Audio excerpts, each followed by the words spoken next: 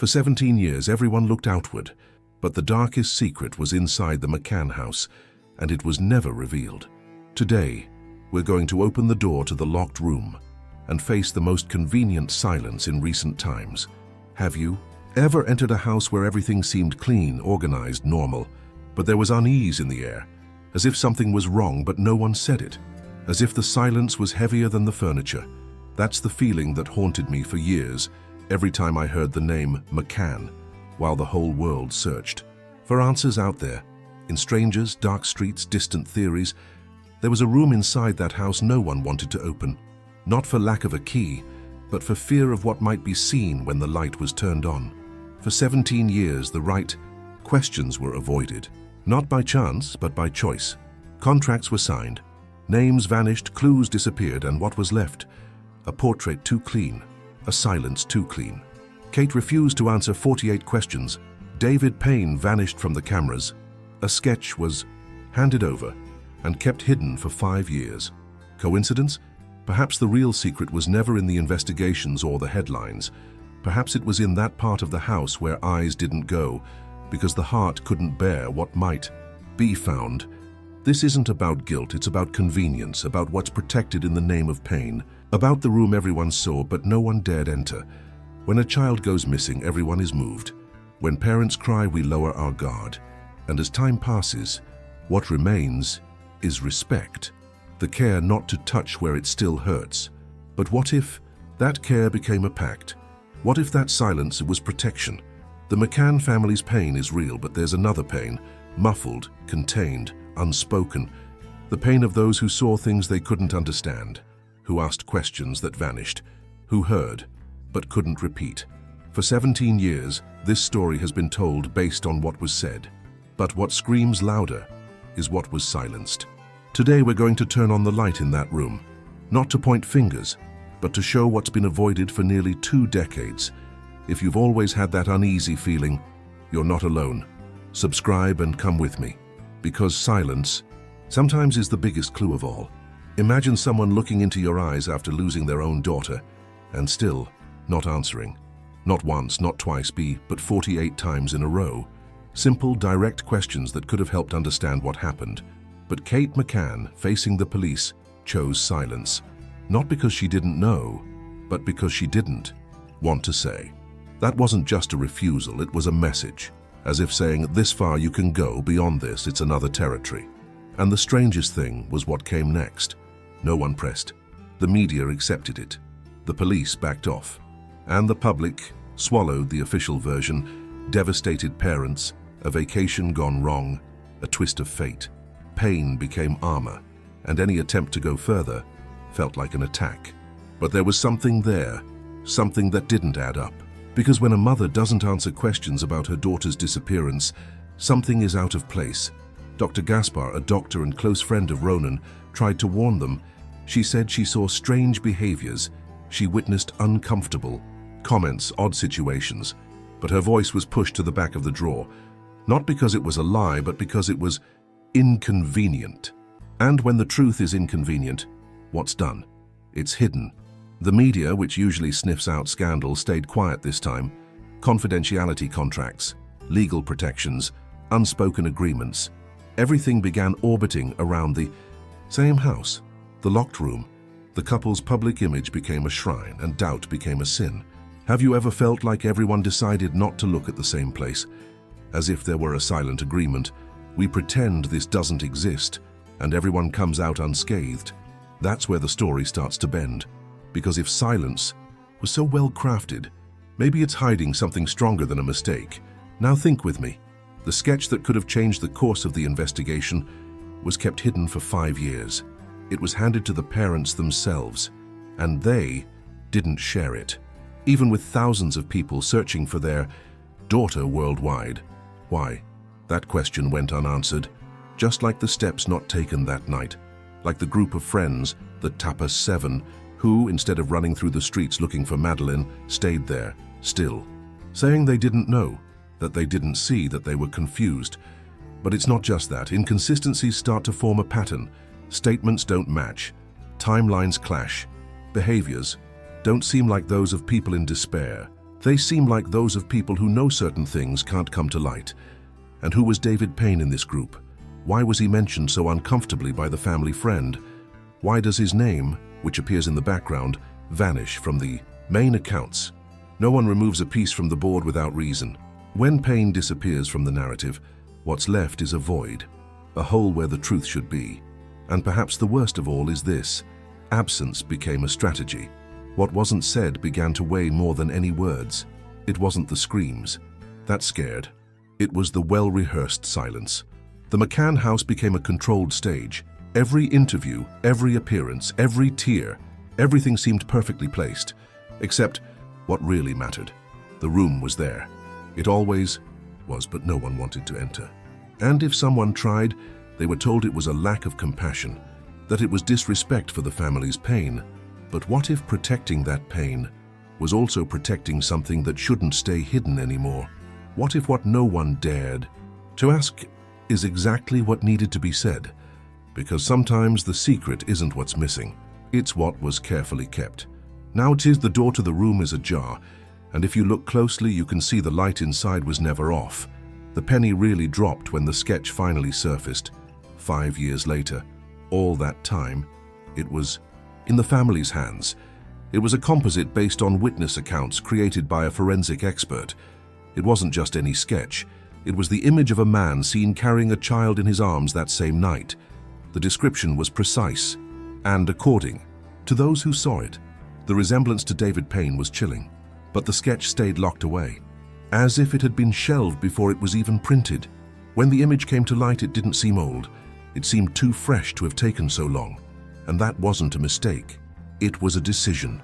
Jerry and Kate received the sketch years earlier, and they chose not to share it. Not with the press, not with the Portuguese police. What do you do with a sketch that could change everything? But no one wants to see. No one touched Payne's name. Within the group, he was always present. But in official accounts, it was as if he'd been erased. Witnesses who mentioned him were treated as inconvenient. Records started losing pages, and even the British police avoided questions. When Scotland Yard announced a new line of investigation, it wasn't a reopening, it was a curtain. The focus shifted to external leads, as if they wanted to prove the culprit came from outside. Again. But there was something in the eyes of those who knew too much and said too little. In public interviews, the discomfort was in the details. A glance away, a rehearsed answer, a silence that lasted a second longer than necessary. And then, it all started to make sense in a different way. It wasn't just about a missing child. It was about a network, a closed circle of people who, even shaken, knew where not to step, as if the house's floor had restricted areas, invisible, but clearly marked. Have you ever noticed how some silences have an owner? They're not accidents, they're built, they're maintained. Someone decides certain things shouldn't be said, and others obey. The silence surrounding the McCann case wasn't empty, it was strategic. When Dr. Gaspar's statement, reporting Payne's unsettling behavior around children, was delivered, it vanished from the reports. Not because it was a lie, but because it pointed where no one wanted to look. The Tapas 7, who were there that night, gave statements so different from each other that the Portuguese police had to redraw the timeline multiple times. No one remembered exactly who was where, or when, or doing what. But that wasn't forgetfulness. It was self-protection. Each contradiction seemed small on its own, but together they formed a pattern, a web of versions that never aligned, as if everyone had received the same unspoken warning. Don't take this further. And if protecting Payne meant protecting more than one person, what if he was just the most visible link in a larger chain? Who protects whom when everyone has something to lose? The lack of action became a form of action. Denial became a shield and silence a fortress. Kate, by refusing to answer those 48 questions, wasn't just grieving. She was drawing a line. No one crossed it. Not the police, not the press, not public opinion. The room was never locked. It just had an invisible sign on the door. Do not enter. And what's most unsettling is that everyone obeyed. Sometimes the scariest thing isn't what's hidden, it's what's been accepted as unspeakable. And when you realize that the world seems to have more doors than you ever imagined. Some secrets don't live in the basement. They're in the living room, on the couch, in the portrait on the shelf. But no one has the courage to face what's staring back. The truth sometimes doesn't need to be hidden. It just needs everyone to learn not to talk about it. With the light on, everything seems in place. The furniture, the photos, the books. But just stop for a second and notice the smell. There's something in the air, an old silence, clinging to the curtains, the walls, as if time stopped in there, along with what no one had the courage to say. And the most unsettling part, the door never had a lock, just an unwritten rule: don't disturb the grief. That's what held everything together for so long. Pain as armor, the image of devastated parents as an emotional wall, because questioning the silence and felt like cruelty. But in silence, a lot moved. Newspapers shifted their editorial stance. Witnesses were sidelined. The Portuguese police lost ground to British forces that, from the start, seemed more interested in redirecting focus than facing the core. Meanwhile, the questions hung in the air, swallowed by ready-made phrases. Let's respect the families. Moment, now's not the time for assumptions. They're already suffering enough, and they were. But suffering isn't a synonym for innocence, and pain doesn't erase responsibility. In that room, there was something no one wanted to face. Maybe what they tried to protect wasn't the truth. It was the appearance of truth. The version that doesn't unravel, that doesn't scratch reputations, that keeps faces clean on magazine covers. Because if the truth is something else, who can bear to carry it? The answer to that was never clear, but the traces are all there. In the sketch that took years to come out of the drawer, in the refusal to answer basic questions, in the versions that don't fit, and above all, in the silence no one dared to break. That's where everything settled. Not because conflicts were resolved, but because everyone chose a corner of the room to occupy and stay silent. The media on the side of public image, the Friends on the side of social loyalty, the British police on the side of diplomacy, and the public on the side of comfortable doubt. Because suspecting takes courage, but admitting the truth might be worse than its absence. That takes even more. In the end, there were no screams, no confession, just a house that stood upright on the outside and full of cracks on the inside. Kate and Jerry keep upholding the same narrative. The unanswered questions remain in the same drawer, and those who saw too much learned not to speak, because the pain is still there, and only now it doesn't cry. It watches. There are things only those who've carried silence understand: how it weighs, how it molds to the body, how it deceives. The silence here wasn't the absence of answers.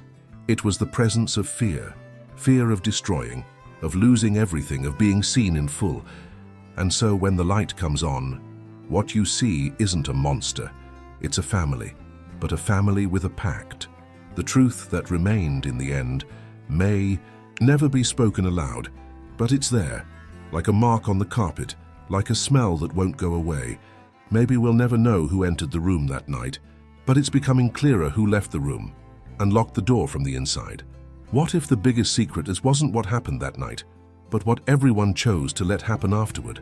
I confess, while writing this, I felt a weight in my chest, because this story doesn't end with solutions or culprits pointed out.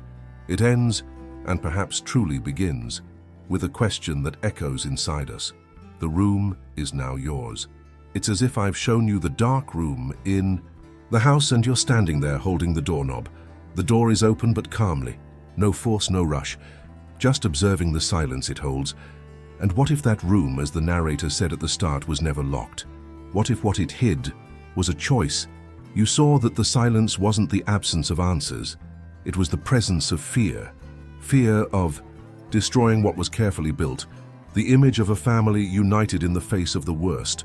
But did that image come at a cost? It did. And it was too high, because protecting the public narrative in the name of pain was the price paid for public prayers, private applause, gentle headlines. But deep down, every contract, every hidden sketch, every unspoken word was like putting chains on the house so no one could enter, until the door was forced open. So the question is, will you keep living in that room? Will you pretend it doesn't exist? Or will you pull the thread of silence and let the light in?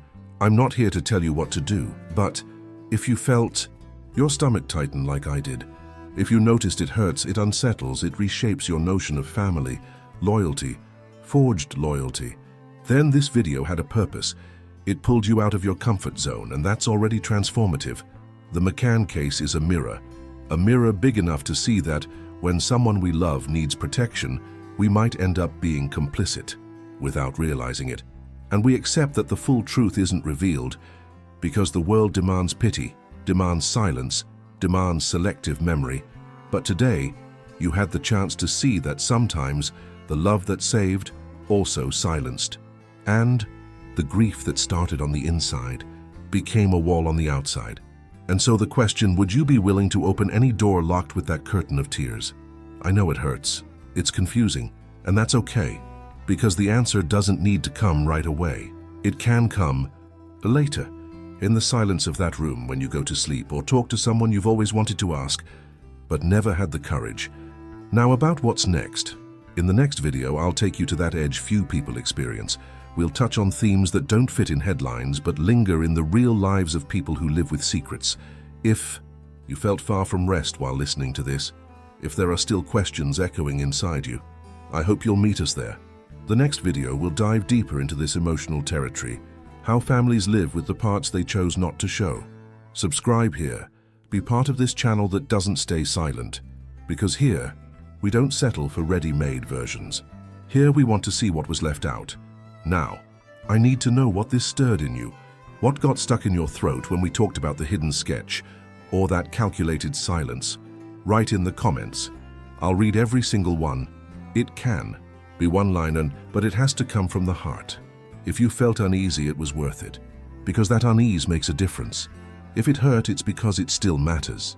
If this moved you, if the room, the silence, the feeling that that house is hiding something, stirred what you carry in your chest, the super chat is your way of saying, keep going.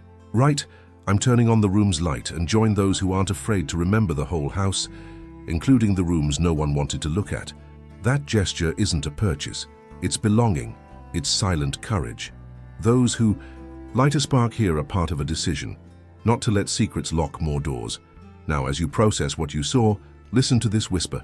It wasn't just about the McCanns. It was about you, about me, about everyone who's left a room closed to avoid confrontation. Until then, this door stays open, and this light is ours to keep burning. And if you found this silence almost unbearable, get ready for the next one. A story with the weight of absence, but also the strength of those who had to wait, to learn to see. See you there, when the truth is more a feeling than an answer.